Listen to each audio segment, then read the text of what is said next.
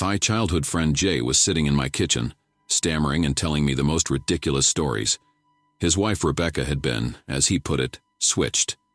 Here we go. There he goes. Rebecca comes in drunk from some party with her friends. You know, March 8th, all that. Usually she's got her eyes all funny and squinting like a hare. But that Sunday, it's like she's not drunk. She's just pretending to be drunk. She sat on a stool, pulling off her boots, pretending she couldn't focus, and I knew Rebecca well. I'd studied her. And she usually took off her boots easily, throwing them at the wall, which always pissed me off. But here she was struggling for 5 minutes. He took a sip of his beer and choked. I patted him on the back. She reeked of alcohol, of course, and anyone would have realized she was drunk. But I know she tells dirty jokes when she's drunk. And this time, she's singing. Not singing. More like yelling, like cats in the springtime. Jay, maybe she's in heat, I guessed.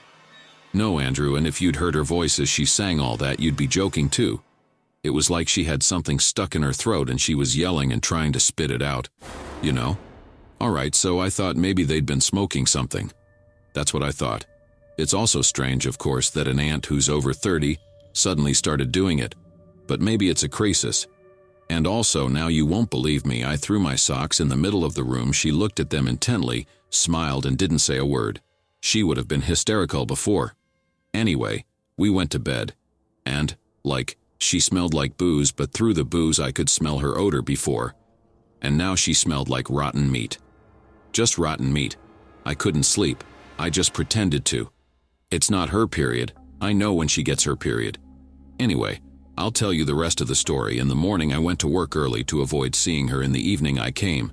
I see. Frying meat in a frying pan. Something humming to herself under her nose. I thought I'd lost it last night, so I went over and hugged her from behind, and I saw the meat on the griddle shaking. Jay jerked his hand a few times. It wasn't squirming like it usually did, but it was twitching like it was alive, and she was holding it with a fork and poking it, and it was bleeding. I don't know how I didn't jump back, but she turned to face me and smiled so sweetly. And I got that rotten smell in my nose again. That smile made me cringe. She doesn't even notice. She put me some meat and pasta, and I made a face that I should, though I'd rather eat a live cockroach than this dinner. And Rebecca, or rather the creature, looked me straight in the eye and smiled again. I took my fork and brought it to my mouth, and then I almost threw up in the food. I ran to the bathroom, threw up, said that I had poisoned myself with sheberites at work, like sorry. I think you might have gotten poisoned by something. I hear mushroom poisoning can cause hallucinations and unreasonable fears. Well, I should hope so, but I'll continue. I couldn't sleep at night at 3 a.m. As usual, I walk down the hall, go to the bathroom, flick the switch. She's sitting on the point. Imagine, in the dark, and it's like her eyes rolled back. Personally, I would have pissed myself at that point. I almost did too. I ask her, Rebecca, what are you doing? And she's smiling. Anyway, I didn't get to sleep till morning. I left the house early. I was out for a long time and I thought I'd come by and see you. I know you're almost always home. Are you planning to go home today? I asked sympathetically. I don't want to, but where would I go? And I've lived there for 8 years. Jay lowered his head. I have an idea how to help you. Well, go ahead. Remember that security camera I ordered on AliExpress? You said it could send a picture to your smartphone? Yeah, you said something like that. Are you thinking about getting one? Yeah, no, I wouldn't do anything to spy on your wife. Why don't I give you the camera and you can watch it yourself? I don't mind. Thank you. I'll set it up tomorrow. Okay. Good luck. The next day, Jay set up the camera as promised. When he left for his shift, I poured myself a beer and sat down to watch Rebecca. She didn't do anything unusual at first. She came home with the packages from the store, changed into a house robe, and lay on the bed without unpacking. Okay, I guess she must have gotten tired and decided to rest. But what she did next convinced me that it wasn't that Herring had been poisoned. Rebecca, lying on the bed, was convulsing, but her whole body was bouncing up and falling down. She was bouncing pretty high and the bed was shaking under her weight. My camera didn't record sound, but it sounded like Rebecca was laughing or crying. It was like a horror movie about demonic possession. She bounced around like that for a quarter of an hour. Rebecca rolled off the bed and crawled to the side on all fours. Her long, unwashed hair hung in icicles in front of her face, and her eyes glittered in the darkness, reflecting the light from the hallway. When she reached one of the bags, she pulled out a piece of raw meat and began to chew on it, sitting on her knees on the floor. She struggled to tear off pieces with her fingernails, shoving them into her mouth, swallowing them without chewing. Blood trickled down her chin. Having finished, she burped suggestively, finished her meal, then took a stepladder, unscrewed a couple of bulbs from the chandelier, threw them on the floor, then took out a jar of herring. Carefully pulling off the label, she began to poke broken glass into each piece. Having finished her fascinating work, Rebecca closed the jar just as carefully. I noted that I should remember to tell Jay that Rebecca seemed to be dabbling. She did the same with the tomato paste and some kind of sauce. It was clear Rebecca had a problem with her head. I don't know if it happened in one day or if the Shitsia developed, but she's a danger to others. When I told Jay about it, he agreed that Rebecca needed to be treated. He talked to knowledgeable people and made an appointment for her to see a psychiatrist at a well-known and very expensive clinic in the capital. The engineer of human souls charged a hefty sum for the appointment, but he didn't give a diagnosis, saying only that the case was serious and that Rebecca needed to be treated with serious medication and carefully monitored. Jay bought a few hundred more pills and started slipping them into her food. He took a leave of absence from work to sit with Rebecca. He came to me a few days later, looking like he could use a psychiatrist. He reeked of booze and tobacco. His clothes hadn't been washed or ironed in days. All that was left of his face were his eyes with dark circles. He began a rambling monologue. Rebecca had finally stopped letting him sleep at night. As soon as he came home from work, she would come out of the dark room. She didn't turn on the lights anymore and smiled sweetly, flashing her teeth in the hallway light. She followed him everywhere in the apartment, the kitchen, the bedroom, the hall. When Jay went to the bathroom, the door he locked, but even then Rebecca stood behind her, breathing heavily with a wheeze and scratching at the door.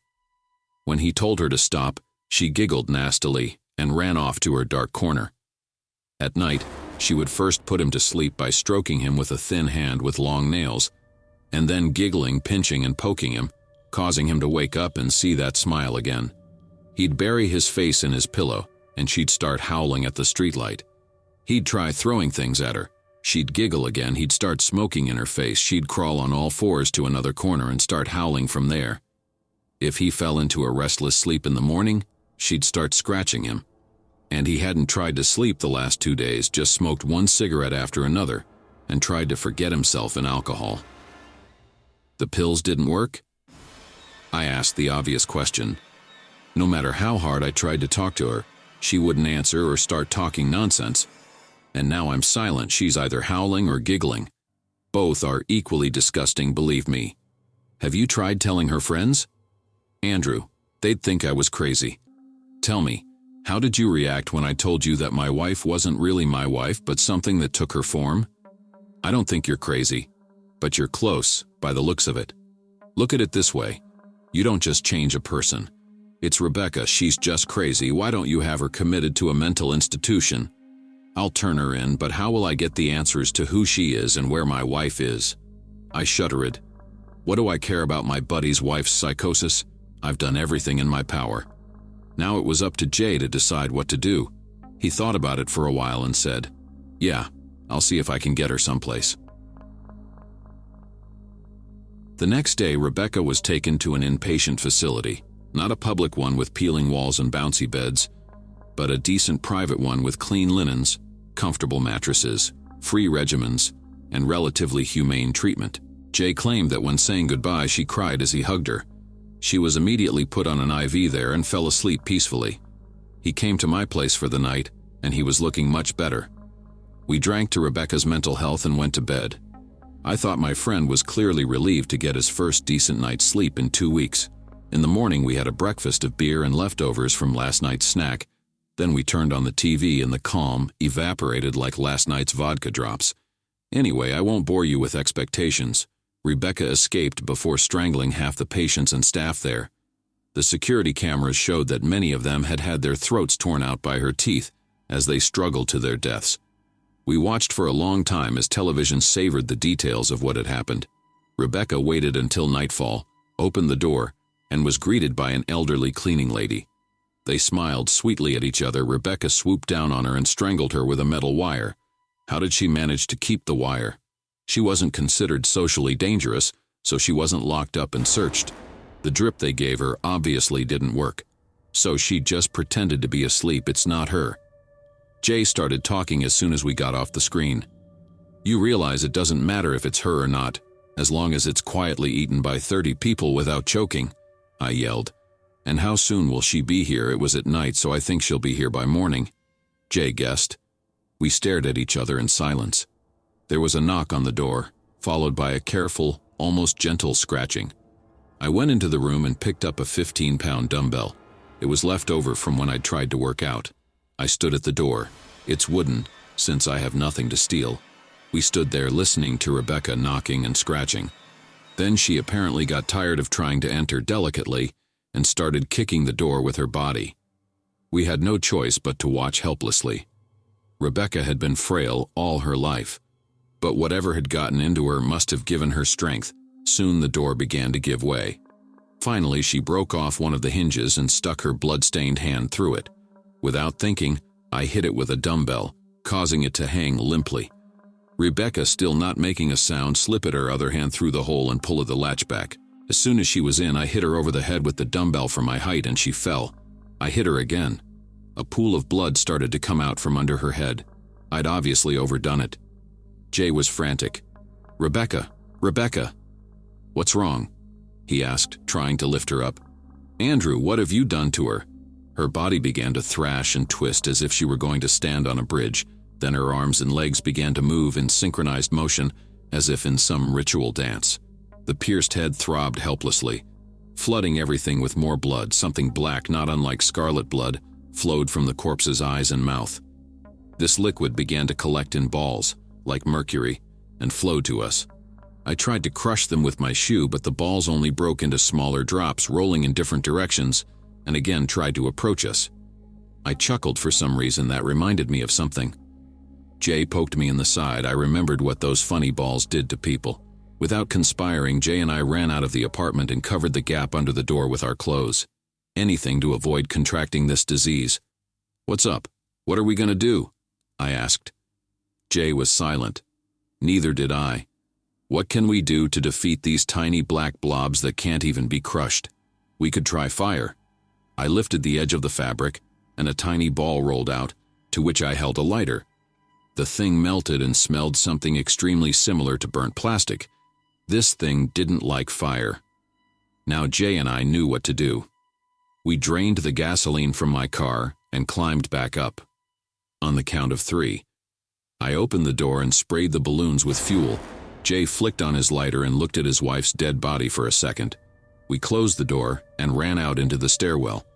In the courtyard, we watched my apartment, with my friend's wife's corpse in it burned to the ground for a long time. When the firemen arrived, we went to the nearest grocery store for a beer and sat down to drink it on a bench in the nearest public garden. As we finished our drinks, I noticed that Jay was holding the beer in his right hand, even though he'd been left-handed all his life. He smelled of gasoline and some kind of rottenness.